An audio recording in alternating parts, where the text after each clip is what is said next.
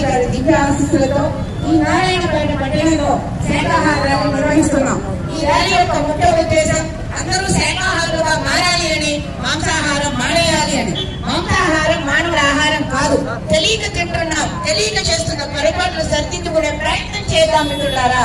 మాంసాహారం తినడం వల్ల 159 రోగాలు ఇస్తున్నాయని ప్రపంచ ఆరోగ్య సంస్థ చెప్తుంది.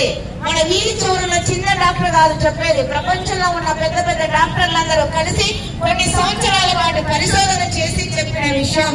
గుడ్డుతో సహా మాంసాహారాన్ని తీసుకుంటే 159 రోగాలు వస్తాయి అని. మరి ఎప్పుడో వారానికి ఒక రోజు తిని అన్ని రోగాలు తెచ్చుకుందామా? మనకి చిన్నప్పటి నుంచి చదువుకొని సంపాదించి ఆ డబ్బులను ఎక్కడికి వస్తున్నాం? కార్పొరేట్ హాస్పిటల్కి వస్తున్నాం.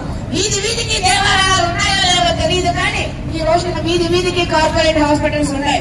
కారణం మనకు వచ్చే అనారోగ్యాలు. అనారోగ్యాలు కారణం తెలియక మనం తీసుకుంటున్న మాంసాహారం. మాంసాహారం అనేది ఆది మానవుడి ఆహారం. ఆహార పదార్థాలు లేని సమయంలో తీసుకున్న ఆహారం. వాళ్ళ మరి టెక్నాలజీ పరంగా ఎన్నో రంగాలు అభివృద్ధి చెందిన మనం ఆహార విషయంలో మాత్రం ఆది మానవుడిగా ఉన్నాం. మిత్రులారా, తెలియని వాళ్ళకి తెలియ చెప్తున్నాం. మాంసాహారం మానవుడి ఆహారం.